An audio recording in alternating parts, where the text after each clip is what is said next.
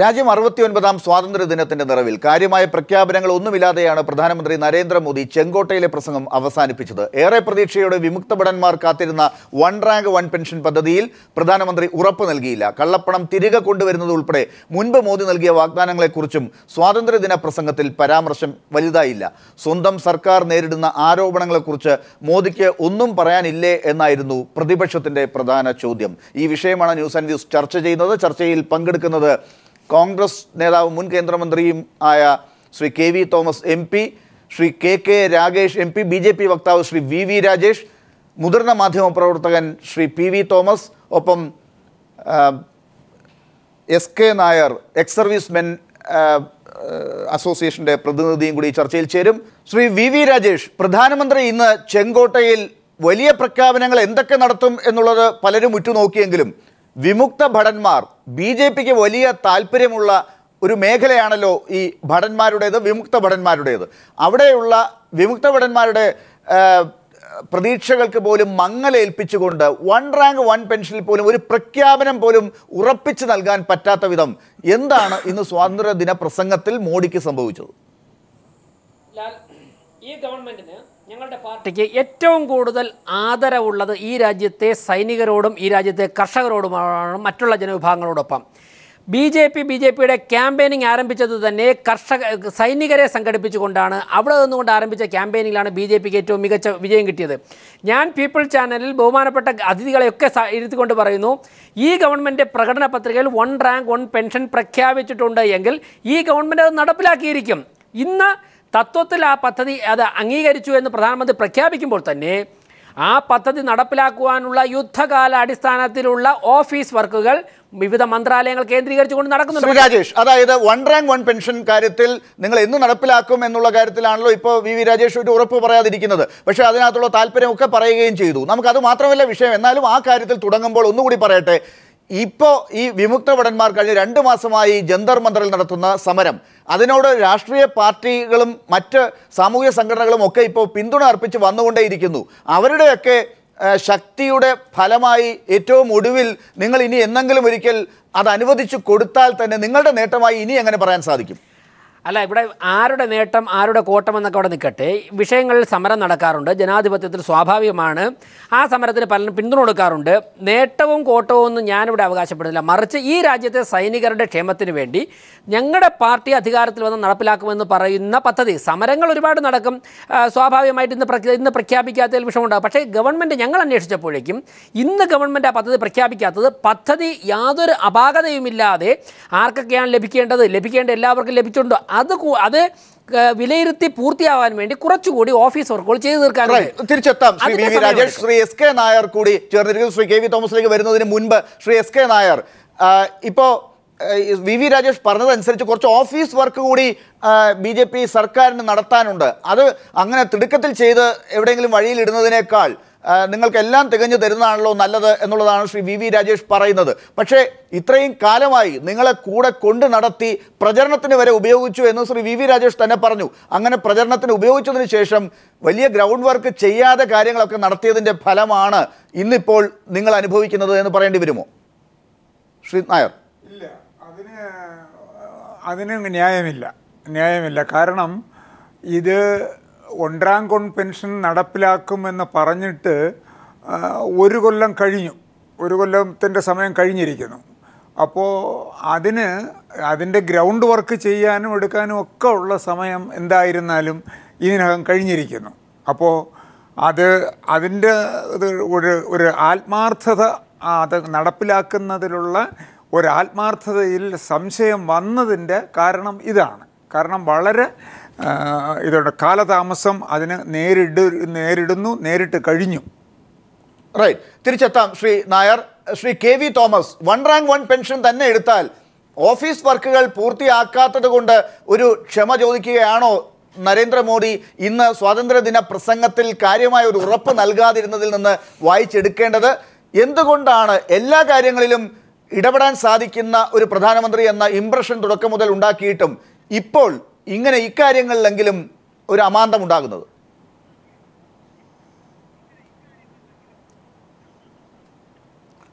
One rank one pension Shri AK Antony നമ്മുടെ രാജ്യത്തിൻ്റെ defence മിനിസ്റ്ററായിരുന്ന കാലഘട്ടത്തിൽ തീരുമാനമെടുത്തതാണ്. അതിൻ്റെ ധാരാളം പേപ്പർ വർക്കുകൾ നടന്നു കഴിഞ്ഞു. കഴിഞ്ഞ തിരഞ്ഞെടുപ്പ് കാലത്ത് ഞങ്ങൾ അധികാരത്തിൽ വന്നാൽ വളരെ വേഗത്തിൽ ഒരു വർഷത്തിനുള്ളിൽ ഇത് നടപ്പിലാക്കുമെന്ന് ഇന്നത്തെ പ്രധാനമന്ത്രി നരേന്ദ്രമോദി അന്ന് പറഞ്ഞതാണ്. ഇപ്പോൾ ഒരു വർഷം കഴിഞ്ഞു. ഇന്നത്തെ സ്വാതന്ത്ര്യ ദിന പ്രസംഗത്തിലൊന്നും പറയുന്നില്ല. ഇനി എന്ന് നടപ്പിലാക്കാമെന്ന് പറയാമോ? പ്രശ്നം തീർന്നല്ലോ. എന്ന് നടപ്പിലാക്കും അത് പറയാനും കഴിയില്ല. കാരണം പ്രധാനമന്ത്രി കഴിഞ്ഞ സ്വാതന്ത്ര്യ ദിനത്തിൽ പറഞ്ഞ ഒരു കാര്യങ്ങളും ഇതുവരെയും നടപ്പിലാക്കാൻ കഴിഞ്ഞിട്ടില്ല. സ്വച്ഛ് ഭാരത് വന്നു. ഇന്ന് അദ്ദേഹം പറഞ്ഞു 17 ലക്ഷം സ്കൂളുകളിൽ ടോയ്ലറ്റ് വന്നെന്ന് പറഞ്ഞു. ഏത് 17 ലക്ഷമാണ്? അതിനെന്ത് കൊടുത്തു കേന്ദ്ര ഗവൺമെൻറ്? ഇതൊന്നും പറയാതെ ഞങ്ങളൊക്കെ കൊണ്ട് വെട്ടിലാക്കിയിരിക്കുക. എല്ലാ MP-മാരും ഒരു ഗ്രാമം ഏറ്റെടുക്കണമെന്ന് പറഞ്ഞു. ഞാനൊരു ഗ്രാമം ഏറ്റെടുത്തു. ഇപ്പോൾ സ്ഥിതി എന്നുള്ള 10 നയ പൈസ തന്നിട്ടില്ല. ഞങ്ങൾക്കിനി ആ ഗ്രാമങ്ങളിലേക്ക് പോകാൻ പറ്റില്ല. അപ്പോൾ ഇദ്ദേഹം വാചാലമായി കുറേ കാര്യങ്ങൾ പറയുന്നു എന്നതിനപ്പുറത്ത് ഒന്നും നടപ്പിലാക്കാൻ അദ്ദേഹത്തിന് കഴിഞ്ഞിട്ടില്ല. എവിടെ കള്ളപ്പണം? നമുക്ക് ഓരോ വിഷയത്തിലേക്ക് രണ്ടാമത് വരാം. ഇപ്പോൾ 1 റാങ്ക് 1 പെൻഷനെ കുറിച്ച് തന്നെ പറഞ്ഞപ്പോൾ ശ്രീ AK ആന്റണിയാണ് അന്ന് ഒരുപാട് പേപ്പർ വർക്കുകൾ ചെയ്തത് എന്ന് പറയുമ്പോൾ എന്തുകൊണ്ടാണ് ശ്രീ AK ആന്റണിക്ക് നരേന്ദ്രമോദിയിലേക്ക് ഇത് കൈമാറേണ്ടി വന്നത് എന്നുള്ളത് ഒരു ചോദ്യമായി ഉയരും. ശ്രീ നരേന്ദ്രമോദിക്ക് അന്ന് തെരഞ്ഞെടുപ്പിൽ അത് നല്ലവണ്ണം ഉപയോഗിക്കാനും ഈ വിമുക്ത ഭടന്മാരെ നല്ലവണ്ണം കൂടെ നിർത്താനും അന്ന് സാധിച്ചു. ഇന്ന് ഒരു വർഷം കഴിഞ്ഞപ്പോൾ അവരും അത് തിരിച്ചറിഞ്ഞു. ശ്രീ AK ആന്റണിക്ക് ഒപ്പം തന്നെയാണ് ശ്രീ നരേന്ദ്രമോദിയുമെന്ന് എന്നാണോ പറയേണ്ടി വരിക?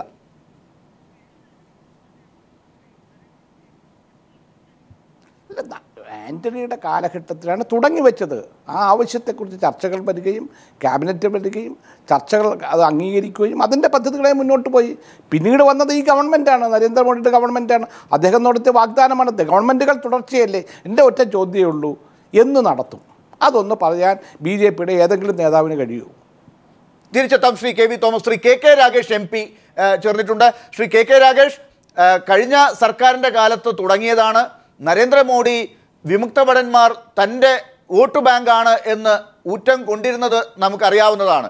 ശ്രീ നരേന്ദ്രമോദിക്ക് എന്തുകൊണ്ട് ഇന്ന് 1 റാങ്ക് 1 പെൻഷൻകാരെ ജന്തർ മന്ദറിൽ നിർത്തിക്കൊണ്ട് ഒരു ഉറപ്പ് നൽകാൻ പോലും സാധിക്കാതെ 69ാം സ്വാതന്ത്ര്യ ദിനം കടത്തിവിടേണ്ടി വരുന്നു?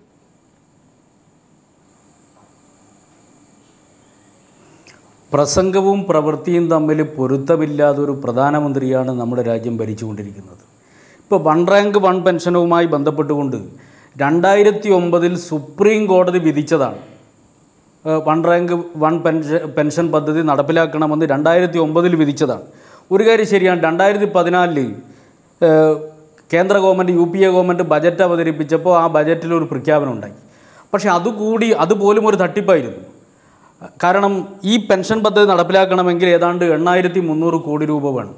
പക്ഷേ അന്ന് UPA ഗവൺമെൻറ് തന്നെ പ്രഖ്യാപിച്ചത് 500 കോടി രൂപയാണ്. എന്നിട്ട് അതിനുശേഷം എന്ന് പറയുക ബജറ്റിലൊരു പ്രഖ്യാപനം ഉണ്ടായിട്ട് കൂടി ഒരു വർഷമായി ഇത് നടപ്പിലാക്കാൻ വേണ്ടി കഴിഞ്ഞിട്ടില്ല എന്ന് പറഞ്ഞതിൻ്റെ അർത്ഥം എന്താണ്? അതാണ് ഞാൻ ആദ്യമേ പറഞ്ഞത്. പ്രസംഗം ഒരു വഴിക്കാണ്, പ്രവൃത്തി മറുവഴിക്കാണ്.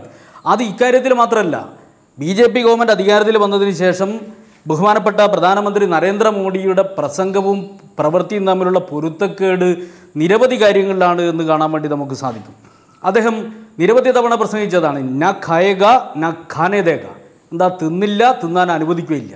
ഇപ്പം അദ്ദേഹം തിന്നാൻ അനുവദിച്ചുകൊണ്ടേയിരിക്കുകയാണ് എന്നുള്ള കാര്യം നാട്ടിൽ മുഴുവൻ പാട്ടായിരിക്കുകയാണ്. അത് സുഷമാ സ്വരാജിൻ്റെ കാര്യത്തിലായാലും ശരി, വ്യാപം സ്കാമുമായി ബന്ധപ്പെട്ട കാര്യത്തിലായാലും ശരി, എല്ലാ കാര്യങ്ങളിലും തിന്നാൻ അനുവദിച്ചു കൊണ്ടിരിക്കുന്നു. ന ഖായേഗ, തിന്നില്ല എന്ന് പറഞ്ഞതിൻ്റെ മേലെ ഞാനിപ്പോൾ ഡിസ്പ്യൂട്ടിനില്ല. അതിനും വേറെ കുറേ കാര്യങ്ങളുണ്ട്, ഇപ്പം ഞാനത് പറയുന്നില്ല. പക്ഷേ എല്ലാവരെയും കട്ട് തിന്നാൻ അനുവദിക്കുന്ന ഒരു ഗവൺമെൻറ്റാണ്. അങ്ങനെ ചെയ്യില്ല എന്ന് പറഞ്ഞ് അധികാരത്തിൽ വന്ന നരേന്ദ്രമോദി ഇപ്പോൾ ആ ഒരു പ്രതിച്ഛായയിലേക്ക് കാര്യങ്ങൾ വന്നിട്ടുണ്ട് എന്നുള്ള ഒരു വസ്തുതയാണ്. അതുപോലെ തന്നെ ഇപ്പോൾ കാർഷിക മേഖലയെ സംബന്ധിച്ചിപ്പോൾ സ്വാതന്ത്ര്യദിന പ്രസംഗത്തിൽ അദ്ദേഹം പറഞ്ഞത് കൃഷി മന്ത്രാലയം എന്ന് പറയുന്ന വാക്കിൻ്റെ കൂടെ ഒരു വാചകം കൂട്ടിച്ചേർത്തു. അത് ഒരു വാക്ക് കൂട്ടിച്ചേർത്തു എന്ന് പറഞ്ഞാൽ കൃഷി മന്ത്രാലയം എന്ന് പറയുന്നത് ഇനി മുതൽ കർഷക ക്ഷേമ മന്ത്രാലയമാണ്. ഒരു വാചകം. അപ്പോൾ താൻ കൃഷിക്കാരുടെ പക്ഷത്താണ് എന്നിങ്ങനെ വലിയ വാദവാദ ആ വിഷയങ്ങളിലേക്കാണ് നമ്മുടെ അടുത്ത ഘട്ടത്തിലേക്ക് പോകുന്നത് തന്നെ. ശ്രീ PV തോമസ്, ആദ്യ റൗണ്ട് ചർച്ചയിൽ താങ്കളുടെ കൂടി അവസരം വന്നിരിക്കുമ്പോൾ എന്താണ് ഇവിടെ പൊതുവെ പറയുന്നത് പോലെ ശ്രീ VV രാജേഷ് ഒഴിച്ച് മറ്റുള്ള പലരും പറഞ്ഞതുപോലെ ആദ്യം കേൾക്കുന്നത് ഒന്ന്, നരേന്ദ്രമോദി പറയുന്നത് ഒന്ന്, പിന്നീട് പ്രവൃത്തിയിലേക്ക് എത്തുമ്പോൾ ആ ഒരു ഇംപ്രഷൻ കാത്തു സൂക്ഷിക്കാൻ പറ്റുന്നില്ല എന്നാണോ ഈ സ്വാതന്ത്ര്യദിന പ്രസംഗം കൂടി കഴിയുമ്പോൾ വിലയിരുത്തേണ്ടി വരിക? നമുക്ക് നമ്മുടെ പ്രധാനമന്ത്രിയെ വിശ്വസിക്കണം. അദ്ദേഹം പറഞ്ഞു തത്വത്തിൽ ഇത് അംഗീകരിച്ചിരിക്കുന്നു എന്ന് പറഞ്ഞു. ഈ ത്രിവർണ്ണ പതാകയുടെ കീഴിൽ നിന്നുകൊണ്ട് ഞാൻ പറയുകയാണ് ഇത് നടപ്പാക്കുമെന്ന് പറയുന്നു. പക്ഷേ ഈ സമയത്ത് ഞാൻ അംഗീകരിച്ചുകൊണ്ട് തന്നെ ഞാൻ ചോദിക്കുകയാണ്, UPA പറഞ്ഞു നടപ്പിലാക്കുമെന്ന് പറഞ്ഞു, NDA വന്നു, 1 വർഷം കഴിഞ്ഞു, 1 വർഷവും 3 മാസവും കഴിഞ്ഞു, നടപ്പിലാക്കുമെന്ന് പറഞ്ഞുകൊണ്ടാണ് വന്നത്. പക്ഷേ എന്തുകൊണ്ട് നടത്തില്ല? എന്താണ് ഈ മിനിമം ഗവൺമെൻറ് മാക്സിമം ഗവേണൻസ് എന്ന് പറയുന്നത്? എന്താണ്, എന്തുകൊണ്ട് സാധിച്ചില്ല? പണം മാത്രമല്ല, അത് പ്രത്യയശാസ്ത്രപരമായിട്ട് വിഷമങ്ങളുണ്ടോ, അതെയോ ഗവർണൻസിൽ പ്രശ്നങ്ങളുണ്ടോ? ഇതാണ് നമുക്കറിയേണ്ടത്. എന്തുകൊണ്ട് ഈ വിമുക്ത സൈനികരെ സഹായിക്കുന്ന കാര്യത്തിൽ ഈ ഗവൺമെൻറ്, നരേന്ദ്രമോദിയുടെ ഗവൺമെൻറ്, അദ്ദേഹം ഒരു വലിയ പ്രത്യേകം പ്രതീക്ഷയായിട്ടാണ് വന്നിരിക്കുന്നത്, വാഗ്ദാനങ്ങളായിട്ട് വന്നിരിക്കുന്നത്. അദ്ദേഹത്തിന് എന്തുകൊണ്ട് സാധിച്ചില്ല എന്നുള്ള കാര്യം അദ്ദേഹം തീർച്ചയായിട്ടും വ്യക്തമാക്കണം. റെഡ് ഫോർട്ടിൽ നിന്നുകൊണ്ട് ഇന്ന് പറഞ്ഞ കാര്യത്തിൽ അദ്ദേഹം എന്തുകൊണ്ട് സാധിച്ചില്ല എന്ന് അദ്ദേഹം പറയണം. അല്ലാതെ ഞാൻ തത്വത്തിൽ അംഗീകരിച്ചിരിക്കുന്നു, ഈ ത്രിവർണ്ണ കീഴിൽ നിന്നുകൊണ്ട് ഞാൻ പറയുകയാണ് ഇത് നടപ്പാക്കുമെന്ന് പറയുന്നു, പക്ഷേ അത് നടപ്പാക്കിയില്ലെങ്കിൽ അദ്ദേഹത്തിന് വീഴ്ച പറ്റിയിരിക്കുന്നു. അദ്ദേഹത്തിൻ്റെ എല്ലാ വാഗ്ദാനങ്ങളുടെയും അടിസ്ഥാനം ഇത് തന്നെ ആയിരിക്കുമോ, ഫലം ഇത് തന്നെ ആയിരിക്കുമോ എന്നുള്ള കാര്യം ജനങ്ങൾ സംശയിക്കും. തീർച്ചയായിട്ടും ശ്രീ BV തോമസ് തിരിച്ചെത്താം. ശ്രീ VV രാജേഷ്, വലിയ ഒരു ചോദ്യം ആണ് അത്. അതായത് എന്തുകൊണ്ട് കാര്യം പറയുന്നില്ല? എല്ലാ കാര്യങ്ങളും ഈ രാജ്യത്ത് എങ്ങനെ നടക്കുന്നു എന്ന് അറിയാൻ സാധിക്കുന്ന പ്രധാനമന്ത്രിക്ക് എന്തുകൊണ്ട് സ്വാതന്ത്ര്യ ദിനത്തിൽ തൻ്റെ രാജ്യത്തെ പൗരന്മാരോട് തുറന്നു പറയാൻ പറ്റുന്നില്ല? വിമുക്ത ഭടന്മാരോടെങ്കിലും കുറഞ്ഞപക്ഷം പറയാൻ പറ്റുന്നില്ല, ഇത്ര കോടി രൂപ വേണം, ഇത്രയും കാലമായി എല്ലാ രാഷ്ട്രീയക്കാരും നിങ്ങളെ പറ്റിക്കുകയായിരുന്നു, നിങ്ങൾക്ക് ഈ 1 റാങ്ക് 1 പെൻഷൻ പറ്റില്ല, ഞങ്ങളും തെരഞ്ഞെടുപ്പിന് നിങ്ങളെ ഉപയോഗിച്ചു, കാര്യം മനസ്സിലാക്കിയപ്പോൾ ഇത് അത്രയും കോടി രൂപ ഇപ്പോൾ ഉണ്ടാക്കാൻ പറ്റില്ല. ഒന്നുകിൽ അത്, രണ്ടാമത് ഈ പറഞ്ഞതുപോലെ ഈ കാര്യത്തിൽ ചെറിയ ഓഫീസ് പ്രൊസീജിയേഴ്സിൻ്റെ പ്രശ്നമാണെങ്കിൽ ഇതാണ് ആ ഓഫീസ് പ്രൊസീജിയർ, അവിടേക്കാണ് നമ്മൾ പോകുന്നത് എന്ന് തുറന്നു പറയാൻ എന്തുകൊണ്ട് പറ്റുന്നില്ല ശ്രീ രാജേഷ്? ലാൽ, ഏറ്റവും പ്രധാനപ്പെട്ട ഒരു വിഷയമാണ് 1 റാങ്ക് 1 പെൻഷൻ. പക്ഷേ ചെങ്കോട്ടയിലെ പ്രസംഗം ഒരു വിഷയത്തെ മാത്രം കേന്ദ്രീകരിച്ച് ആകാൻ പാടില്ല, ഒരു വിഷയത്തെ മാത്രം കേന്ദ്രീകരിച്ച് ആയിരുന്നുമില്ല.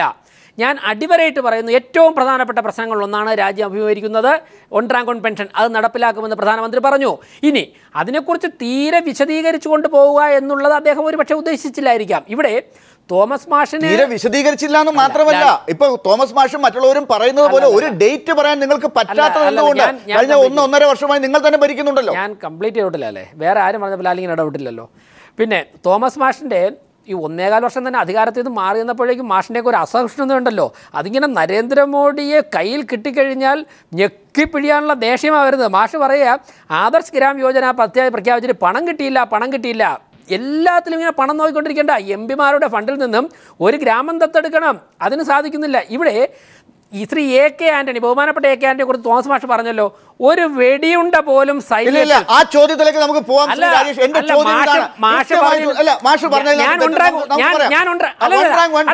KK രാഗേഷ് ഖാനേരെയും ബീനേരെയും കാര്യം പറഞ്ഞപ്പോൾ ലാൽ ഇടപെട്ടില്ലല്ലോ. അവർ എന്ത് പറയട്ടെ, അവർ പറഞ്ഞുകൊണ്ടാണ് അവർ പ്രതിപക്ഷത്തിരിക്കുന്നത്, നിങ്ങൾ ഭരണപക്ഷത്താണ്, നിങ്ങളുടെ മുമ്പിൽ ഫയലുണ്ട്. 1 റാങ്ക് 1 പെൻഷനെ കുറിച്ച് ഞാൻ പറയാം. തോമസ് മാഷ് പറഞ്ഞു ശ്രീ AK ആന്റണി പ്രഖ്യാപിച്ചത് ശുദ്ധ തട്ടിപ്പായിരുന്നില്ലേ മാഷേ? 8,500 കോടി രൂപ ആവശ്യം വരുന്ന സ്ഥലത്ത് നിങ്ങൾ ആദ്യം 100 കോടി മാറ്റിവെച്ചു, പിന്നീട് നിങ്ങൾ 500 കോടി മാറ്റിവെച്ചു. അപ്പോൾ 8,000 കോടി കിട്ടാനുള്ള വിമുക്ത ഭടന്മാർക്ക് എവിടെ നിന്ന് പണം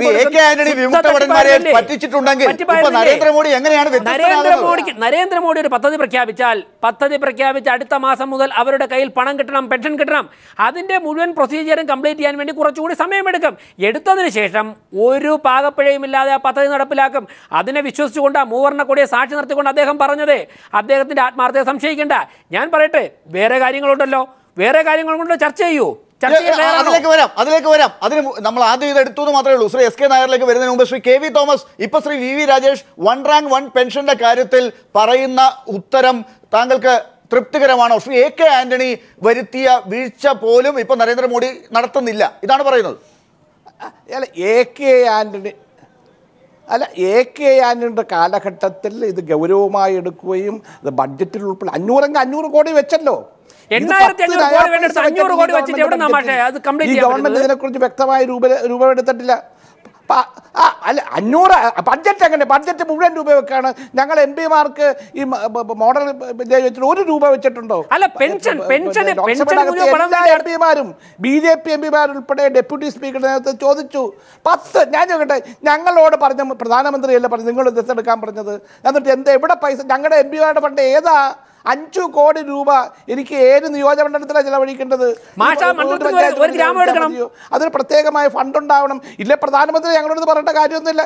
ഞങ്ങൾക്ക് ഞാൻ ഗ്രാമം എടുത്ത ആളാ. അതിൻ്റെ റിപ്പോർട്ടൊക്കെ ഇന്ത്യയിൽ ആദ്യം നടപ്പിലാക്കിയ ഞാനാ. പക്ഷെ ഫണ്ടില്ലാതെ എവിടെ നടപ്പിലാക്കണേ? എങ്കിലും ഞാൻ എൻ്റെ പല സ്വാധീനം ഉപയോഗിച്ച് നടപ്പിലാക്കിക്കൊണ്ടിരിക്കുന്നത്. അതായത് നിങ്ങൾ ചെയ്തിരുന്ന കാലഘട്ടത്തിലെ ചില പ്രശ്നങ്ങൾ മാറ്റാൻ ഇന്ന് പ്രധാനമന്ത്രി നരേന്ദ്രമോദിയുടെ പ്രസംഗത്തിൽ ചില കാര്യങ്ങൾ പറയുന്നുണ്ട്. നിങ്ങളുടെ കാലഘട്ടത്തിൽ കൃഷിയെക്കുറിച്ചുണ്ടായിരുന്ന പരിഗണന ഇനി അങ്ങനെ ആയിരിക്കില്ല. പട്ടാളക്കാരെ പോലെ തന്നെ കർഷകർ വളരെ പ്രധാനപ്പെട്ടതാണ് നരേന്ദ്രമോദിക്ക്. അതുകൊണ്ട് കൃഷി മന്ത്രി എന്ന് ഇനി പറയില്ല, കർഷകരുടെ ക്ഷേമ മന്ത്രിയാണ്. വാചകം പറഞ്ഞ് ഈ പ്രധാനമന്ത്രി പറഞ്ഞ ഏത് കാര്യം നടന്നിട്ടുള്ളത്? അല്ല ഏത് കാര്യമാണ് നടന്നിട്ടുള്ളത്?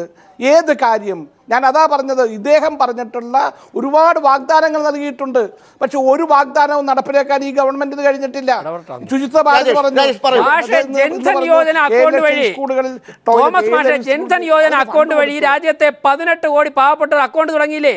22,000 കോടി രൂപ ബാങ്ക് അക്കൗണ്ടിൽ വന്നില്ലേ മാഷെ? ബാങ്ക് അക്കൗണ്ട് പറഞ്ഞു. ബാങ്കുകളെ സംബന്ധിച്ചിടത്തോളം ഇന്ദിരാഗാന്ധി നാഷണലൈസ് ചെയ്തതിന് ശേഷം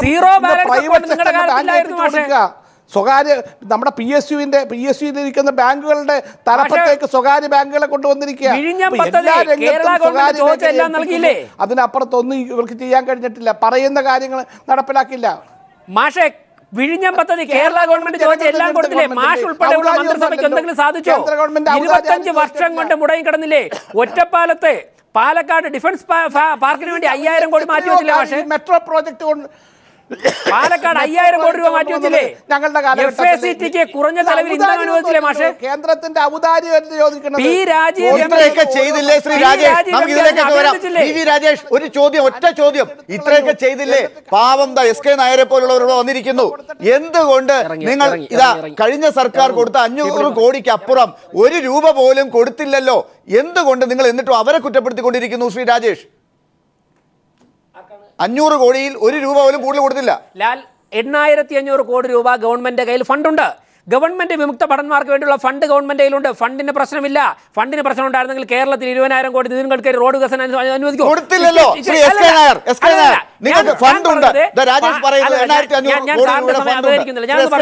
അല്ലല്ല, ഫണ്ടല്ല പ്രോബ്ലം. ഫണ്ടിന്റെ പ്രശ്നമല്ല. ഞാൻ സാറിന്റെ സമയത്തിൽ ഇടപെടാൻ എനിക്ക് ആഗ്രഹമില്ല. അതുകൊണ്ട് ഞാൻ ഒരു പോയിന്റ് സാറിന് എടുത്തോട്ടെ. ഫണ്ടിന്റെ പ്രോബ്ലം അല്ല. പ്രത്യയശാസ്ത്രപരമായി ഫസ്റ്റ് പ്രയോറിറ്റി സൈനികരുടെ കാര്യത്തിൽ കൊടുക്കുന്ന ഗവൺമെന്റ് കുറച്ചുകൂടി ടെക്നിക്കലി കുറച്ചുകൂടി ഓഫീസ് വർക്ക് കംപ്ലീറ്റ് ആവാനുണ്ട്. കംപ്ലൈന്റ് ചെയ്ത് കഴിഞ്ഞാൽ വെരി നെക്സ്റ്റ് ഡേ കൊടുത്തിരിക്കും. ഇതിന് സമയം ഇത്രയും കാലം വേണ്ടായിരുന്നു എന്നാണ് ശ്രീ SK നായർ തന്നെ. തീർച്ചയായിട്ടും ഇതിനകത്ത് ഫണ്ട്സിന്റെ കാര്യമോ സമയത്തിന്റെ കാര്യവുമല്ല. ഇതിനകത്ത് വേറെ എന്തോ ഒരു ദുരൂഹത ഇതിനകത്തുണ്ട്. അത് വെളിയിൽ വരുന്നില്ല. കാരണം ഇത് ഒൻറാം പെൻഷൻ എന്ന് പറയുന്ന ഈ കാര്യം ഇന്നലെ തുടങ്ങിയതല്ല. ഇത് ഏകദേശം രാജീവ് ഗാന്ധിയുടെ സമയത്തിന് മുമ്പേ ഇത് വിമുക്ത ഭടന്മാർ മുമ്പോട്ട് വെച്ച ഒരു ആവശ്യമാണ്.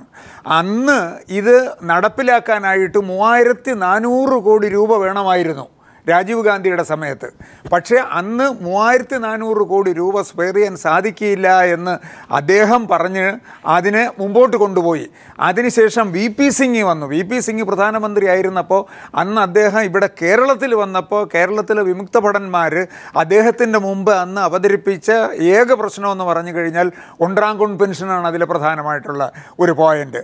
പക്ഷേ അദ്ദേഹത്തിനും അദ്ദേഹത്തിൻ്റെ കാലാവധി പൂർത്തിയാക്കാൻ സാധിച്ചില്ല. അദ്ദേഹം അതിന് മുമ്പോട്ട് പോയില്ല. ഓരോ കാലഘട്ടത്തിൽ വന്ന സർക്കാരുകൾക്ക് ഒരുപക്ഷെ ഇത് കൃത്യമായി നടപ്പിലാക്കാൻ സാധിച്ചിട്ടുണ്ടാവില്ല. പക്ഷേ നിങ്ങളെ വിശ്വാസത്തിലെടുത്തുകൊണ്ട് നിങ്ങളെ പറഞ്ഞ് കൂടെ നിർത്തിക്കൊണ്ട് കാര്യങ്ങൾ നടത്താൻ ശ്രമിച്ച നരേന്ദ്രമോദിയാണ് ഇപ്പോൾ നിങ്ങളോട് അതാണ് ഇതിലെ പ്രശ്നം. വിമുക്ത ഭടന്മാർക്ക് ഇന്ന് വന്നിട്ടുള്ള ഏറ്റവും വലിയ ഒരു നിരാശ എന്ന് പറയുന്നത് ഇന്ന് അവർ സമരത്തിലിരിക്കാൻ കാരണം ഇതുണ്ടല്ലോ, ലോകത്തിലെ 2ാം സ്ഥാനമുള്ള ഒരു ഇന്ത്യൻ ആർമിയാണ്. ആ ആർമി ഇവിടുത്തെ ഏത് കാര്യത്തിനും നിഷ്പക്ഷമായിട്ട് രാഷ്ട്രത്തിൻ്റെ രാഷ്ട്ര സേവനം മാത്രം ചെയ്യുന്ന വിമുക്ത ഭടന്മാരായി വന്നിട്ട് അവർ ഈ രാജ്യത്തിരുന്നിട്ട് അവരുടെ ഒരു ആവശ്യത്തിന് വേണ്ടി സമരം ചെയ്യുന്ന എനിക്ക് രാജേഷ് മറുപടി അതിലേക്ക് വരാം. അതിനുമ്പ് ശ്രീ കെ രാഗേഷ്, ഇതാ ഇപ്പൊ KV തോമസ് മാഷും VV രാജേഷും അങ്ങോട്ടും ഇങ്ങോട്ടും പറഞ്ഞത് കേട്ടല്ലോ. ഇവർ തമ്മിൽ അങ്ങോട്ടും ഇങ്ങോട്ടും പറഞ്ഞതിന്റെ പുറത്ത് ഇന്നിപ്പോ പട്ടാളക്കാർ പെൻഷനായവർ നിരാഹാരം കിടക്കുന്ന അവസ്ഥയാണ് ഡൽഹിയിൽ. എന്താണ് ഈ കാര്യത്തിൽ സംഭവിച്ചിട്ടുണ്ടാകുക? നമുക്ക് വൺ റാങ്ക് വൺ പെൻഷനിലേക്ക് മാത്രം ഒതുങ്ങി നിൽക്കണ്ട. ഇപ്പോൾ താങ്കൾ നേരത്തെ പറഞ്ഞതുപോലെ കർഷകരുടെ കാര്യത്തിൽ പുതിയ പേരിട്ടൊരു മിനിസ്ട്രി വന്നിരിക്കുന്നു. അതേസമയം അഴിമതി കുറച്ചു കൊണ്ടുവരാനാണ് തൻ്റെ സർക്കാരിൻ്റെ വലിയ ലക്ഷ്യം എന്ന് അദ്ദേഹം പറഞ്ഞിട്ടുണ്ട്. കള്ളപ്പണം തിരിച്ചു കൊണ്ടുവരുന്നതിന് വേണ്ടിയുള്ള ശ്രമം തുടങ്ങിയിരിക്കുന്നു എന്ന് അദ്ദേഹം അവിടെ സൂചിപ്പിച്ചിട്ടുണ്ട്. ഇതൊന്നും മനസ്സിലാക്കാതെയാണോ ഈ പട്ടാളക്കാർ ഡൽഹിയിൽ നിരാഹാരം കിടക്കുന്നത്? നമ്മുടെ രാജ്യത്തിൻ്റെ അതിർത്തി സംരക്ഷിക്കുന്ന സ്വയം സമർപ്പിതമായി പ്രവർത്തിക്കുന്ന ഭടന്മാർക്ക് പോലും, വിമുക്ത ഭടന്മാർക്ക് പോലും ഈ ഗവൺമെൻറ്റിനെതിരായി സമരം നടത്തേണ്ടി വരുന്നു എന്നുള്ളത് അങ്ങേയറ്റം ദൗർഭാഗ്യകരമാണ് എന്ന് മാത്രം VV രാജേഷ് മനസ്സിലാക്കുക. ഇവിടെ നേരത്തെ ചൂണ്ടിക്കാണിച്ചതുപോലെ കൃഷി മന്ത്രാലയത്തിൻ്റെ പേര് മാറ്റിയിട്ട് കർഷക ക്ഷേമം മന്ത്രാലയം എന്നൊരു പേര് ചേർത്താൽ കർഷകരുടെ പക്ഷത്ത് നിൽക്കുന്ന സമീപനമാകുമോ പ്രിയപ്പെട്ട രാജേഷേ? അതാവില്ല. താങ്കൾ നോക്കൂ, UPA ഗവൺമെൻറ് അധികാരത്തിൽ പോയിട്ട് NDA ഗവൺമെൻറ് അധികാരത്തിൽ വന്നതിന് ശേഷം നമ്മുടെ ദേശീയ മാധ്യമങ്ങളെല്ലാം വന്നിട്ടുള്ള വാർത്ത താങ്കളൊന്ന് ശ്രദ്ധിക്കുക. 26% കർഷകാത്മഹത്യ വർദ്ധിച്ചിട്ടുള്ളത്. മഹാരാഷ്ട്രയിൽ മാത്രം 40% കർഷകാത്മഹത്യ കൂടിയിട്ടുള്ളത്. കർണാടകയിൽ കർഷകാത്മഹത്യയുടെ വാർത്തയില്ലാത്ത ദിവസങ്ങളില്ല. നിരന്തരം. എന്തുകൊണ്ടായിട്ട്? ഇത് സ്വാഭാവികമായി ഉണ്ടാകുന്നതല്ല, നിങ്ങളുടെ നയത്തിൻ്റെ ഫലമായിട്ടാണ്. അധികാരത്തിൽ വന്ന ഉടനെ തന്നെ നരേന്ദ്രമോദി ചെയ്ത ഒന്നാമത്തെ കാര്യം ഈ കാർഷിക മേഖലയിൽ നൽകിക്കൊണ്ടിരിക്കുന്ന ഉൽപ്പാദന ബോണസ് നൽകാൻ പാടില്ല. ഒന്നാമത്തെ ഉത്തരവാദമായിരുന്നു ഉൽപ്പാദന ബോണസ് സ്റ്റേറ്റുകൾ നൽകാൻ പാടില്ല. അങ്ങനെ നൽകിക്കഴിഞ്ഞാൽ പിന്നീട് കേന്ദ്ര ഗവൺമെൻറ് സംഭരണം പദ്ധതികളുമായി മുന്നോട്ടേക്ക് പോകില്ല. ഒന്നാമത്തെ കാര്യം. അതുപോലെ തന്നെ കാർഷിക വായ്പ, നബാർഡിൻ്റെ വായ്പ ഉൾപ്പെടെ അട്ടിമറിക്കുന്നതിന് വേണ്ടിയുള്ള അങ്ങേയറ്റം മോശപ്പെട്ട നീക്കമാണ് ഗവൺമെൻറ്റിൻ്റെ ഭാഗത്തു നിന്നുണ്ടായിട്ടുള്ളത്. ഞാൻ ഓരോന്നോരോന്നായി എണ്ണി പറയുന്നില്ല. നിരവധി കാര്യങ്ങൾ കാർഷിക മേഖലയുമായി ബന്ധപ്പെട്ട് എന്തൊക്കെയായിരുന്നു പ്രസംഗം. അധികാരത്തിൽ വന്ന കൃഷിക്കാരെക്കുറിച്ച് എന്തൊക്കെ വാദോരാത പ്രസംഗമായിരുന്നു ഇവിടെ നടത്തിയത്. അധികാരത്തിൽ വന്നാൽ ചെയ്യുമെന്നൊക്കെ പറഞ്ഞിട്ട് എന്തെങ്കിലും ചെയ്തോ? ഒന്നും ചെയ്തില്ലെന്ന് മാത്രമല്ല, കർഷക ആത്മഹത്യയുടെ കാര്യത്തിൽ റെക്കോർഡ് നടക്കുകയാണ്. അതുപോലെ തന്നെ അഴിമതിയുടെ കാര്യത്തിൽ UPA ഗവൺമെൻറ്റിനെ സംബന്ധിച്ചിടത്തോളം അഴിമതിയുടെ കാര്യത്തിൽ അവർ വരുന്നത് ഏതാണ്ട് ഒരു 8-9 വർഷത്തിന് ശേഷമാണ്, ഒരു 5-6 വർഷത്തിന് ശേഷമാണ്.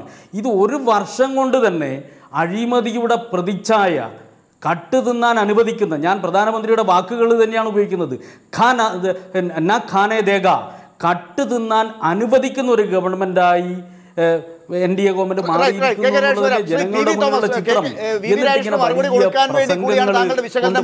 വേണ്ടത്. അതായത് പ്രധാനമന്ത്രി പാർലമെന്റിൽ പോലും, അല്ലെങ്കിൽ പാർലമെന്റിൽ വലിയ ബഹളം ഉണ്ടായപ്പോൾ പോലും വലിയ അഴിമതി ആരോപണങ്ങളുടെ പേരിൽ മൗനം പാലിച്ചതാണ്. കൃത്യമായ മറുപടി പറഞ്ഞിട്ടുണ്ടോ എന്നുള്ള ചോദ്യത്തിന് ഇപ്പോഴും വാക്കുകൾ കിട്ടുന്നില്ല BJP വക്താക്കൾക്ക്. ആ കാര്യങ്ങൾ സ്വാതന്ത്ര്യ ദിനത്തിൽ പരിഹരിക്കപ്പെടും എന്നുള്ള ഒരു പ്രതീക്ഷയ്ക്കാണോ മങ്ങലേറ്റത്? ഇവിടെ വൺ റാങ്ക് വൺ പെൻഷൻകാരുടെ കാര്യങ്ങൾ തൊടാതിരിക്കുന്നത് വഴി വിവാദം ആ വഴിക്ക് പൊയ്ക്കൊള്ളും, അഴിമതിയെക്കുറിച്ചുള്ള കാര്യങ്ങൾ ഇനി ആരും മിണ്ടില്ല എന്ന ഒരു ലക്ഷ്യം കൂടി ഉണ്ടായിരുന്നോ നരേന്ദ്രമോദിക്ക്? അല്ല, അതാ പറയുന്നത്. അഴിമതിയെ Thomas താങ്കളോടാണ്. Hello,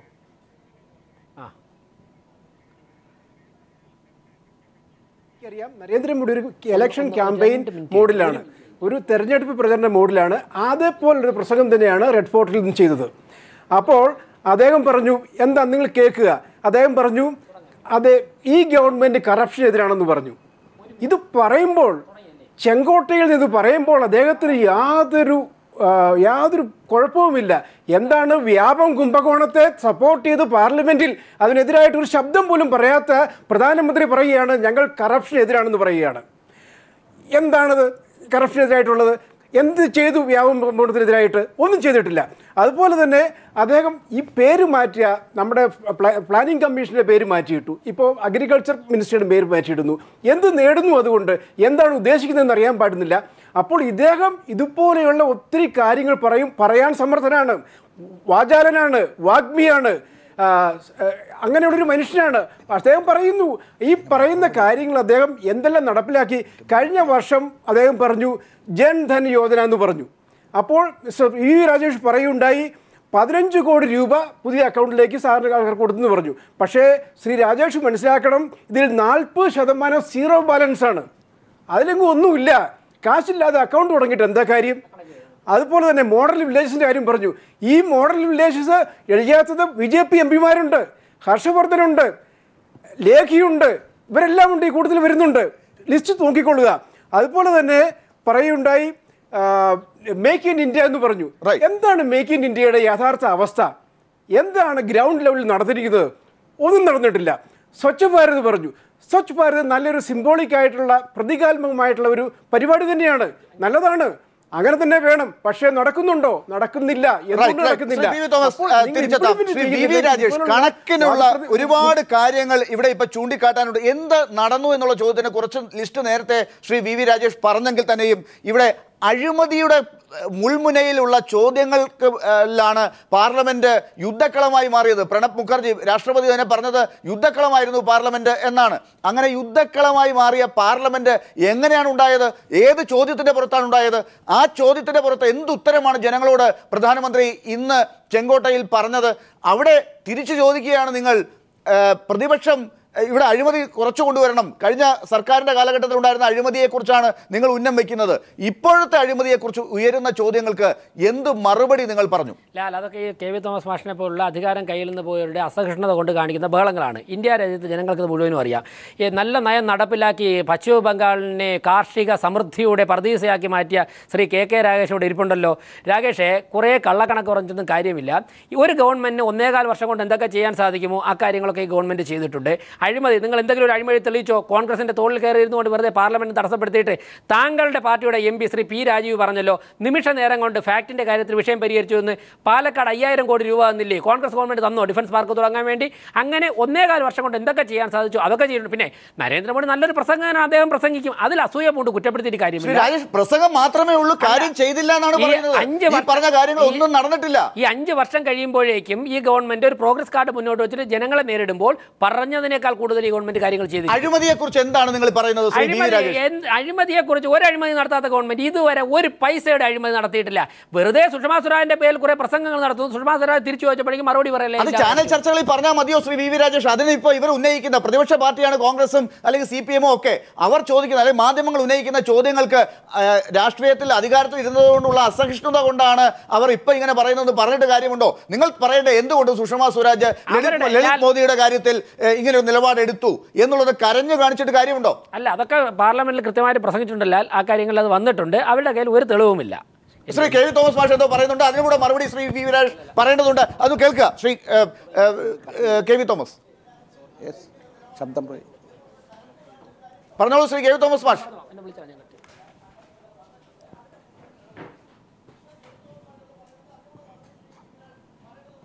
Shri K V Thomas മാഷ്, നിങ്ങൾ അധികാരത്തിന്റെ അസഹിഷ്ണുതയിലാണ് ഇത്തരം ആരോപണങ്ങൾ ഉന്നയിക്കുന്നത് എന്നാണ് വി രാജേഷിന്റെ പ്രതികരണം. ഹലോ ശ്രീ തോമസ് മാഷിലേക്ക് ഉടനെ തിരിച്ചെത്താം. നമുക്ക് ലൈൻ തീർച്ചയായും കിട്ടിയേ സാധിക്കൂ. ശ്രീ കെ രാഗേഷ്, അധികാരത്തിന്റെ അസഹിഷ്ണുത കൊണ്ടാണോ പ്രതിപക്ഷ പാർട്ടികൾ ഏതെങ്കിലും ഭാഗത്തുള്ളവരായാലും ശരി ഈ രീതിയിൽ ആരോപണങ്ങൾ ഉന്നയിക്കുന്നത്?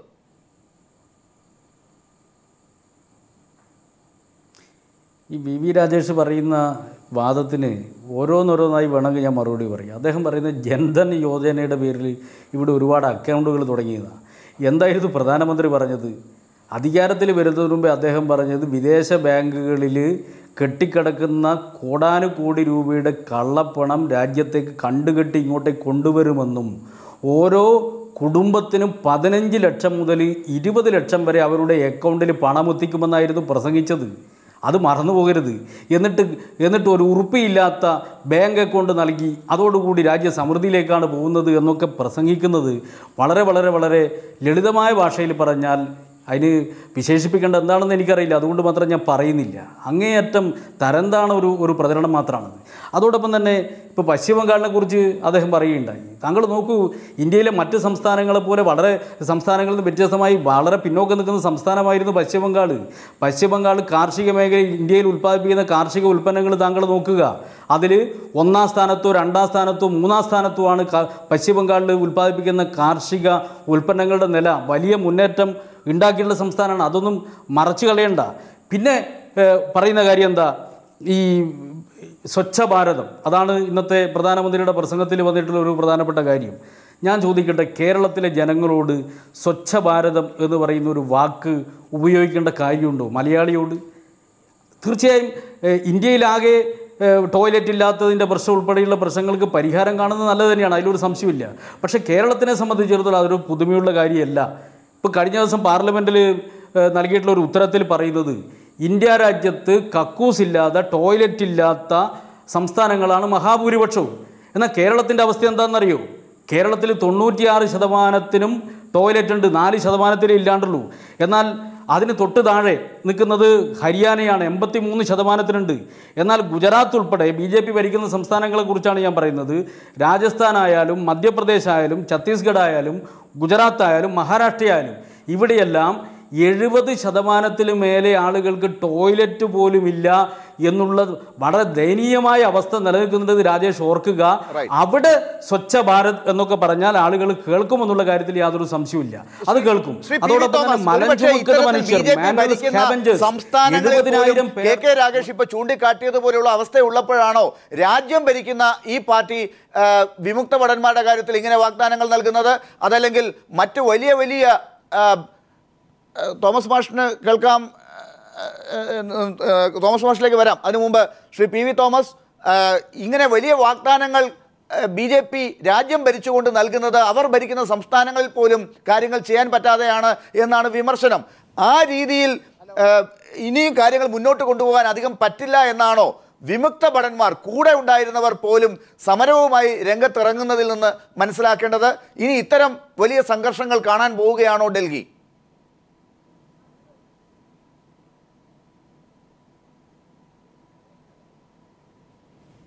ഇൻഫ്ലേറ്റഡ് ആയിട്ടുള്ള ഒരു നേതൃത്വമാണ് BJPയുടെ നേതാവായ പ്രധാനമന്ത്രി നരേന്ദ്രമോദിയുടേത്. അദ്ദേഹത്തിൻ്റെ ഗുജറാത്ത് മോഡലിനെ കുറിച്ച് പറഞ്ഞു. നിങ്ങൾ ശരിക്കും പഠിച്ചു നോക്കൂ എന്താണ് ഗുജറാത്തിൽ നടക്കുന്നതെന്ന്. ഇതുപോലെ ഈ ഓപ്പൺ സ്പേസിൽ മലവിസർജനം നടത്തുന്നത് മാത്രമല്ല, അവിടുത്തെ മാൽന്യൂട്രീഷൻ കൊണ്ട് സ്ത്രീകളുടെ പ്രശ്നങ്ങൾ, അതുപോലെ ഒട്ടേറെ പ്രശ്നങ്ങൾ പറയാൻ സാധിക്കും. റോഡുകളുടെ കാര്യങ്ങൾ, വൈദ്യുതിയുടെ കാര്യം, ഇതെല്ലാം മറച്ചു വെച്ചുകൊണ്ട് ജനങ്ങളെ ശരിക്കും കബളിപ്പിച്ചുകൊണ്ടാണ് നരേന്ദ്രമോദി അഹമ്മദാബാദിൽ നിന്നും ഡൽഹിയിലേക്ക് വന്നത്. അത് തന്നെയാണ് ഇപ്പോഴും തുടരുന്നത്. അത് തന്നെയാണ് ചെങ്കോട്ടയിൽ നിന്നും നമ്മൾ ഇന്നും കേട്ടത്. ഇത് യാതൊരു കാരണവശാലും ജനങ്ങൾ പരിശോധിച്ചില്ലെങ്കിൽ ഇത് നമ്മൾ കബളിക്കപ്പെട്ടിരിക്കുന്നു, ഇനിയും കബളിക്കപ്പെടും എന്നുള്ള കാര്യത്തിൽ യാതൊരു സംശയമില്ല. ഇദ്ദേഹത്തിൻ്റെ ഓരോ പദ്ധതിയും ഞാൻ വേണമെങ്കിൽ ഞാൻ പറഞ്ഞുതരാം എന്താണ് സംഭവിച്ചിരിക്കുന്നത്. ഒന്നും നടന്നിട്ടില്ല.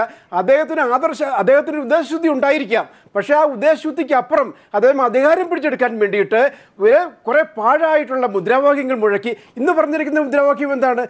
ഇന്ന് വന്നിരിക്കുന്ന സ്റ്റാർട്ട് ആൻഡ് സ്റ്റാൻഡപ്പ് ഇന്ത്യ എന്നാണ് പറഞ്ഞിരിക്കുന്നത്. സ്റ്റാർട്ടപ്പ് ആൻഡ് സ്റ്റാൻഡപ്പ് ഇന്ത്യ എന്ന് പറയുന്നത്. ഇങ്ങനെ ഒട്ടേറെ മുദ്രാവാക്യങ്ങളുമായിട്ട് ഓരോ ദിവസവും ഓരോ മുദ്രാവാക്യമാണ്. ഈ മുദ്രാവാക്യങ്ങളിൽ ഏതെല്ലാം അദ്ദേഹം നടപ്പിലാക്കുവാനുള്ള കരുത്ത് അദ്ദേഹത്തിനുണ്ട്. അത് തന്നെയാണ് 1 man 1 പെൻഷൻ എന്ന് പറയുന്നത്, 1 rank 1 പെൻഷൻ എന്ന് പറയുന്നത്. അങ്ങനെ നടപ്പിലാക്കാൻ സാധിക്കാത്ത കാര്യങ്ങൾ ഇത് നടപ്പിലാക്കാൻ പറ്റുമെന്ന് ഞാൻ പറയുന്നില്ല. നടപ്പിലാക്കിയിരിക്കണം തീർച്ചയായിട്ടും. കാരണം വിമുക്ത ഭടന്മാരെ സംബന്ധിക്കുന്ന കാര്യമാണ്. നടപ്പിലാക്കണം, അല്ലെങ്കിൽ വലിയ വഞ്ചനയാണ്. വിമുക്ത ഭടന്മാരുടെ കാര്യത്തിൽ ഇപ്പോ നിങ്ങൾ എന്താണ് ഇനി ചെയ്യാൻ പോകുന്നത്? ഇന്നിപ്പോ നിരാഹാരം കടുപ്പിക്കാൻ പോകുന്നു എന്നുള്ള അർത്ഥത്തിലാണ് അവിടെ നിന്ന് വരുന്ന പ്രതികരണങ്ങൾ. നിങ്ങൾ ഏത് രീതിയിലാണ് ഇനി സമരവുമായി മുന്നോട്ട് പോകാൻ പോകുന്നത്? അല്ല, ഏത് രീതിയിലായിരുന്നാലും ശരി തന്നെ ഇതൊരു അവകാശമായിട്ട് ഇത് മാറിക്കഴിഞ്ഞു. കാരണം ഇതൊരു ആനുകൂല്യമായിട്ട് ആദ്യം പ്രതീക്ഷ ഉണ്ടായിരുന്നെങ്കിലും ഇന്നിപ്പോൾ അതൊരു അവകാശമായിട്ടാണ് ഗവൺമെൻറ് അത് സമ്മതിച്ചതാണ്. ഗവൺമെൻറ് സമ്മതിച്ച് അത് ഇംപ്ലിമെൻറ്റ് ചെയ്യാനുള്ള ഒരു കാലതാമസം മാത്രമായിട്ടാണ് ഇത് വന്നത്. പക്ഷേ അത് ഇപ്പോൾ വന്ന് നിൽക്കുന്നതെന്ന് പറഞ്ഞു കഴിഞ്ഞാൽ എന്താണ് അങ്ങോട്ട് ചെയ്യാൻ പോകുന്നതെന്ന് വ്യക്തമല്ലാത്ത, യാതൊരു രീതിയിലും വ്യക്തമല്ലാത്ത ഒരു രീതിയിലാണ് ഇന്ന് വിമുക്ത ഭടന്മാർ ഈ ഒരു വിഷയത്തിൽ ഇന്ന് 100% വിമുക്ത ഭടന്മാർ ഇതിൽ ആശങ്കാകുലരാണ്. എന്താണ് സംഭവിക്കാൻ പോകുന്നത്? അതായത് 25 ലക്ഷത്തോളം വരുന്ന വിമുക്ത ഭടന്മാർ ഈ രാജ്യത്തുണ്ട്. ആ രാജ്യത്തിൽ 25 ലക്ഷത്തിൽ ഏകദേശം ഒരു 5 ലക്ഷം എന്ന് പറഞ്ഞാൽ ഓരോ കൊല്ലവും 5 ലക്ഷം ആളുകളിൽ ഇപ്പോൾ നേരത്തെ വി രാജേഷ് പറഞ്ഞത്, അപ്പോഴാണ് താങ്കളുമായിട്ടുള്ള കണക്ഷനിൽ ചെറിയ പ്രശ്നം വന്നത്. രാജേഷ് പറഞ്ഞത് താങ്കളെപ്പോലുള്ളവർക്ക് അധികാരത്തിൽ ഇരുന്നതിൻ്റെ അതിൽ നിന്ന് പെട്ടെന്ന് മാറിയപ്പോഴുണ്ടായ അസഹിഷ്ണുതയാണ് ഈ രീതിയിൽ പറയുന്നത് എന്നാണ്. അതിനുള്ള ഒരു മറുപടി ഏത് രീതിയിലാണ് കോൺഗ്രസ് പറയുക?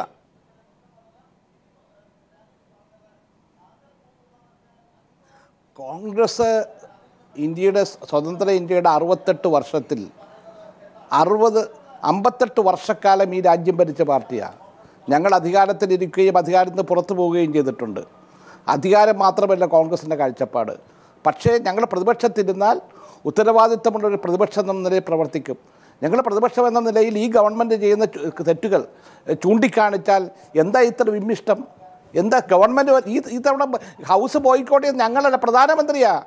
ഈ കഴിഞ്ഞ 32 ദിവസം പാർലമെൻറ്റ് നടന്നിട്ട് പാർലമെൻറ്റ് ഹൗസിൽ വന്ന അദ്ദേഹത്തിൻ്റെ ഓഫീസിൽ വന്നിരുന്നിട്ട് പോലും ലോക്സഭയിലോ രാജ്യസഭയിലോ അദ്ദേഹം വന്നില്ല. അദ്ദേഹമാണ് പാർലമെൻറ്റിൽ നിന്ന് ഒളിച്ചോടിയത്. അദ്ദേഹമാണ് ഈ രാജ്യത്തില്ലാത്ത ഇതെല്ലാവരും അന്വേഷിക്കുന്നത് എന്നാണ് പ്രധാനമന്ത്രി ഈ രാജ്യത്ത് വരും എന്നുള്ളതാണ്. ഞങ്ങൾ ചോദിച്ചത് അത് എന്നാണ് ലോക്സഭയിലും രാജ്യസഭയിലും വരും എന്നുള്ളതാണ്. ഉത്തരവാദിത്വത്തോട് പെരുമാറാൻ ഭരണപക്ഷത്തിരിക്കുന്ന ഈ ഗവൺമെൻറ്റിനും നരേന്ദ്രമോദിക്കും കഴിയണം. നമുക്കറിയാം, ഈ ഗവൺമെൻറ് ചുരുങ്ങിയ ഒരു വർഷക്കാലം കൊണ്ട് അഴിമതിയിൽ ഗവൺമെൻറ്റായിട്ട് മാറിയിരിക്കുകയാണ്. സുഷമാ സ്വരാജിൻ്റെതായ ആരോപണങ്ങൾ വ്യക്തമായിട്ടാണ് പറഞ്ഞത്. അത് ഹൗസിനകത്ത് മാത്രമല്ല, ഹൗസിന് പുറത്ത് ഞങ്ങൾ പറഞ്ഞ ആരോപണങ്ങൾ ഹൗസിന് പുറത്താണ്. ഞങ്ങൾ പറഞ്ഞ തെറ്റാണ്, ഞങ്ങൾക്കെതിരായിട്ട് നിയമ നടപടി എടുക്കട്ടെ. അതെടുക്കാൻ തയ്യാറല്ലല്ലോ. മറ്റൊന്ന്, ഈ വിമുക്ത ഭടന്മാരെ സംബന്ധിച്ചിടത്തോളം ഞങ്ങൾ നടപടി എടുത്തിട്ടുണ്ട്. 500 കോടിയെങ്കിൽ 500 കോടി വെച്ചില്ലേ? സാധാരണ നമുക്കല്ല ബഡ്ജറ്റിൽ മുഴുവനും വെക്കാറുണ്ടോ? ഇല്ലല്ലോ.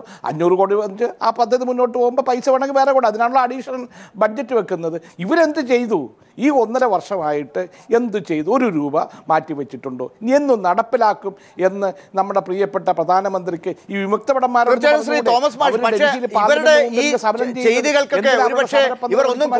ിക്കുമ്പോഴും നിങ്ങൾക്ക് വലിയ ശക്തമായി പ്രതികരിക്കാൻ പറ്റാതെ പോകുന്നത് നിങ്ങളുടെ സർക്കാരിൻ്റെ കാലഘട്ടത്തിലെ കാര്യങ്ങളിലേക്ക് ഇവർ വിരൽ ചൂണ്ടുമ്പോഴാണ്. ഇന്ന് പ്രധാനമന്ത്രി പ്രസംഗത്തിലും ആ രീതിയിൽ പറയുകയുണ്ടായല്ലോ. ആ അർത്ഥത്തിലുള്ള കാര്യങ്ങൾ വരുമ്പോൾ ഇപ്പോഴും നിങ്ങൾ പകച്ചു നിൽക്കുകയാണോ, അതോ അതിനുള്ള മറുപടിയുമായി ഫൈറ്റ് ചെയ്യാനുള്ള ഊർജം ഇപ്പോഴും നിങ്ങൾക്കുണ്ടോ? പ്രതിപക്ഷത്തിരിക്കുന്നത് ഞങ്ങളത് മനസ്സിലാക്കുന്നു. പക്ഷേ ഞങ്ങൾക്കെതിരായ ആരോപണം ഉന്നയിച്ച ആളുകൾ ഇന്ന് അധികാരത്തിൽ വന്നപ്പോൾ എന്തുകൊണ്ട് ഇതൊക്കെ നടപ്പിലാക്കുന്നില്ല? അപ്പോൾ അധികാരത്തിലില്ലെങ്കിൽ ഒത്തിരി കാര്യം പറയാം, അധികാരത്തിൽ വരുമ്പോൾ അതിൻ്റെ വൈഷമ്യങ്ങൾ മനസ്സിലാക്കുന്നത്. ഭരണത്തിലിരിക്കുമ്പോഴേ ബുദ്ധിമുട്ടറിയാൻ കഴിയത്തുള്ളൂ. അതുകൊണ്ടാണ് ഞങ്ങൾ പറയുന്നത്, അധികാരത്തിലില്ലാതെ പുറത്തിരുന്നപ്പോൾ ഈ വിമുക്ത ഭടന്മാർക്ക് അവരാവശ്യപ്പെട്ട എല്ലാ കാര്യങ്ങളും ചെയ്തു കൊടുക്കാമെന്ന് പറഞ്ഞ നരേന്ദ്രമോദി ഇന്ന് എന്തുകൊണ്ട് അവരുടെ കാര്യങ്ങൾ ഇന്നും ഞങ്ങൾ ചെയ്യും, ഇന്നത് കാര്യങ്ങൾ ചെയ്യും എന്ന് അദ്ദേഹത്തിന് എന്തുകൊണ്ട് ഇപ്പോൾ ഈ സ്വാതന്ത്ര്യ ദിനത്തിൽ ഈ റെഡ് ഫോർട്ട് എന്ന് പറയണമെന്നില്ല? പാർലമെൻറ്റിൽ പറയാമായിരുന്നല്ലോ. ഇതൊക്കെ ചോദ്യോത്തരമായിട്ട് പാർലമെൻറ്റിൽ വന്നതല്ലേ, എല്ലാ അംഗങ്ങളും കൂടി ചോദിച്ചതല്ലേ? എന്തുകൊണ്ട് പ്രധാനമന്ത്രിക്ക് വന്ന് പറഞ്ഞുകൂടാ ഞങ്ങൾ ഇന്ന കാര്യങ്ങൾ ഈ വിമുക്ത ഭടന്മാർക്ക് വേണ്ടി ചെയ്യും എന്നെന്ത് പറഞ്ഞില്ലല്ലോ? മറുപടി പോലും പറഞ്ഞിട്ടില്ല. ശ്രീ കെ രാഗേഷ്, ഒരുപക്ഷെ കോൺഗ്രസിനെ ഒരു സ്ഥലത്തേക്ക് ഒതുക്കി മാറ്റിക്കെട്ടി നിൽക്കുന്ന അവസരത്തിൽ തന്നെയാണ് അവർക്ക് വലിയ ശിക്ഷ കൊടുക്കാൻ വേണ്ടി UPA സർക്കാരിൻ്റെ കാലഘട്ടത്തിലെ അഴിമതിയെക്കുറിച്ച് വലിയ നിരത്തേണ്ടി വരുന്ന ഘട്ടത്തിലാണ് ഇപ്പോൾ നിങ്ങൾക്ക് അതിന് മുകളിലായി വന്ന് വീഴുന്നത് ഈ BJPയുടെ തന്നെ ചെയ്തികൾ. നരേന്ദ്രമോദിക്ക് പോലും പ്രധാനമന്ത്രിക്ക് പോലും പ്രതിരോധിക്കാൻ പറ്റാത്തവണ്ണം കാര്യങ്ങൾ വന്നു കിട്ടുന്നത്. എവിടെയാണ് നിങ്ങൾ ആദ്യം അമ്പെയ്യുക? കോൺഗ്രസിന് നേരെയോ BJPയുടെ നേരെയോ? ഇതിലിപ്പോൾ കഴിഞ്ഞ പാർലമെൻറ്റ് തെരഞ്ഞെടുപ്പിൽ കോൺഗ്രസ് ചരിത്രത്തിലെ ഏറ്റവും വലിയ തിരിച്ചടി ഏറ്റുവാങ്ങിയിട്ടുണ്ട്. 44 സീറ്റ് മാത്രമാണ് അവർക്ക് ലഭിച്ചത്. അതുപോലെ തന്നെ 10-15% വോട്ട് മാത്രമാണ് അവർക്ക് ലഭിച്ചത്. അതിൻ്റെ പ്രധാനപ്പെട്ട കാരണം എന്താണ്? മുഖ്യ കാരണം അഴിമതിയാണ്. രണ്ടാമത്തെ കാരണം വിലക്കയറ്റാണ്. മൂന്നാമത്തെ കാരണം കർഷക ആത്മഹത്യയാണ്. ഇതിനെല്ലാം അടിയാക്കിയിട്ടുള്ള ഏറ്റവും പ്രധാനപ്പെട്ട ഇതിൻ്റെ ഒരു റൂട്ട് കോസ് എന്ന് പറയുന്നത് സമ്പന്ന സേവയാണ്, കോർപ്പറേറ്റ് അനുകൂല നയങ്ങളാണ്. ആ നയം നടപ്പിലാക്കിയിട്ടുള്ള കോൺഗ്രസ് പാർട്ടി പരാജയപ്പെടുമെന്ന് ഏറ്റവും നന്നായിട്ട് അറിയുമായിരുന്നത് ആ കോർപ്പറേറ്റുകളാണ്. ആ കോർപ്പറേറ്റുകളാണ് കോൺഗ്രസ് പരാജയപ്പെട്ടാൽ അതിന് പകരമായി തങ്ങളുടെ താല്പര്യം സംരക്ഷിക്കുന്ന മറ്റൊരാളെ ഉയർത്തിക്കൊണ്ടുവന്നത്. അങ്ങനെയാണ് വില്ലനായി നമ്മുടെ നാട്ടിലാകെ അറിയപ്പെട്ട ഒരു മനുഷ്യൻ വീരപുരുഷനായി അവതരിപ്പിക്കപ്പെട്ടത്. അങ്ങനെയാണ് ഗുജറാത്ത് എന്ന് പറയുന്ന ഇപ്പോഴും മലം ചുമക്കുന്ന മനുഷ്യർ ജീവിക്കുന്ന ഗുജറാത്ത്, ഞാൻ നേരത്തെ പറഞ്ഞ 67% മനുഷ്യർക്ക് ഒരു ടോയ്ലറ്റ് പോലും ഉണ്ടാക്കാൻ വേണ്ടി കഴിയാത്ത ഗുജറാത്ത്, ആ ഗുജറാത്ത് വികസനത്തിൻ്റെ മഹാമാതൃകയാണ് എന്നും രാജ്യത്തിനാകെ മാതൃകയാണ് ഗുജറാത്ത് എന്നുമുള്ള കോർപ്പറേറ്റ് മാധ്യമ പ്രചരണം. അങ്ങനെ വില്ലനായ ഒരു മനുഷ്യനെ വീരപുരുഷനായി വികാസ് പുരുഷായി അവതരിപ്പിച്ച മാധ്യമ കോർപ്പറേറ്റ് തന്ത്രം, അതിൻ്റെ ഉൽപ്പന്നമാണ് സാക്ഷാൽ നരേന്ദ്രമോദി. അതിന് ഇടയാകുന്ന, അത് തെളിയിക്കുന്ന സംഭവങ്ങളാണ് അദ്ദേഹം അധികാരത്തിൽ വന്നതിന് ശേഷം തുടർച്ചയായി ഉണ്ടാകുന്നത്.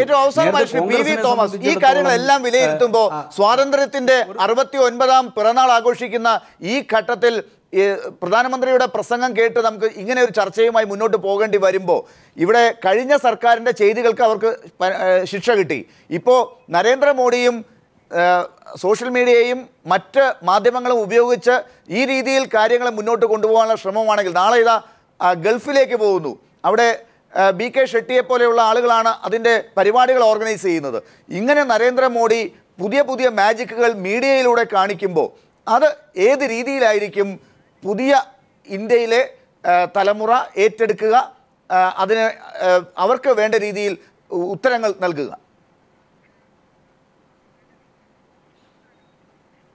എനിക്ക് തോന്നുന്നു നരേന്ദ്രമോദി അനുദിനം എന്ന വണ്ണം എക്സ്പോസ്ഡ് ആയിക്കൊണ്ടിരിക്കുകയാണ്. അദ്ദേഹം പറയുന്ന കാര്യങ്ങൾ ശരിയാണോ എന്ന് ജനങ്ങൾ ചിന്തിക്കാൻ തുടങ്ങിക്കൊണ്ടിരിക്കുന്നു. ഈ പ്രസംഗത്തോടു കൂടിയിട്ട് തീർച്ചയായിട്ടും നമുക്ക് മനസ്സിലാക്കും.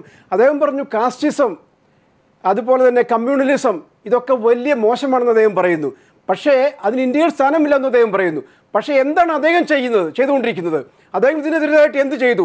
കമ്മ്യൂണിസത്തിനെതിരായിട്ട് എന്ത് ചെയ്തു? അദ്ദേഹം വർഗീയതയ്ക്കായിട്ട് അദ്ദേഹം അധികാരത്തിൽ വന്നതിന് ശേഷം എത്രമാത്രമാണ്, അതായത് ജനുവരി തൊട്ട് 5 മാസം ഇന്ത്യയിലെ വർഗീയ ലഹളകൾ കൂടിയിരിക്കുകയാണ്. അത് എന്തുകൊണ്ടും മനസ്സിലാക്കുന്നില്ല. അദ്ദേഹം റിപ്പോർട്ടിൽ നിന്നെല്ലാം പറയുന്നുണ്ട്, ചെങ്കോട്ടയിൽ നിന്നുകൊണ്ട് പറയുന്ന കാര്യം പ്രവർത്തിക്കുന്ന കാര്യം വേറൊന്ന്. അങ്ങനെയാകുമ്പോൾ ഗൾഫിലേക്ക് പോകുന്നുണ്ട്. അവിടെ ഓഡിയൻസിനെ ഓൺലൈനിലൂടെയാണ് തെരഞ്ഞെടുത്തിരിക്കുന്നത്. വലിയ ഇവന്റ് മാനേജ്മെന്റ് ആണ് നടക്കുന്നത്.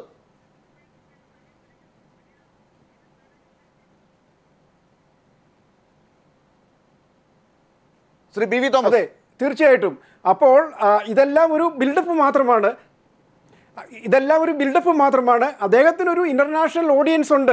തീർച്ചയായിട്ടും അദ്ദേഹത്തിന് നല്ല ഓർഗനൈസേഴ്സ് ഉണ്ട്, അതിനുള്ള കാശുണ്ട്. ആ ഡോളറായാലും പെട്രോൾ ഡോളറായാലും എല്ലാം അദ്ദേഹത്തിനുണ്ട്, മൊബിലൈസ് ചെയ്യാൻ സാധിക്കും. അത് വലിയൊരു ഷോ ആയിട്ട് അദ്ദേഹം തിരിച്ചു വരികയും ചെയ്യും.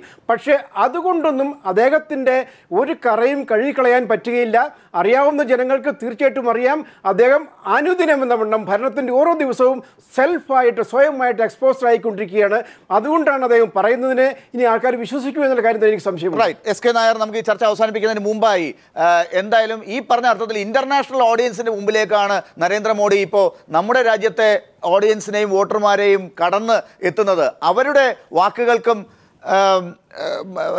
അവരുടെ പ്രതികരണങ്ങൾക്കുമാണ് കൂടുതൽ ശ്രദ്ധ ചെലുത്തുന്നത് എന്ന് നമ്മൾ ഒരുപക്ഷെ വിശകലനം ചെയ്യേണ്ടി വരും. അങ്ങനെ ഉള്ളപ്പോൾ നിങ്ങളുടെ വാക്കുകൾക്ക്, നിങ്ങളുടെ കരച്ചിലുകൾക്ക് എത്രമാത്രം പ്രതീക്ഷയ്ക്ക് വക നൽകാനുണ്ടാവും? അല്ല, ഏതായിരുന്നാലും ഒരു കാര്യം പറയാനുള്ളത്, ഇതിൽ വിമുക്ത ഭടന്മാരിൽ ഒരു വലിയ വിഭാഗം എന്ന് പറഞ്ഞു കഴിഞ്ഞാൽ 70-നും 80-നും ഇടയ്ക്ക്, ഇപ്പോൾ ഉദാഹരണത്തിന് ഞാൻ 70 വയസ്സ് കഴിഞ്ഞ ഒരു വിമുക്ത ഭടനാണ്. എനിക്ക് ഇന്ന് കിട്ടുന്ന പെൻഷൻ്റെ ഏകദേശം ഒരു പകുതിയോളം തന്നെ എനിക്ക് ഒൻറാം പെൻഷൻ നടപ്പിലാവുമ്പോൾ എനിക്ക് കിട്ടേണ്ടതാണ്.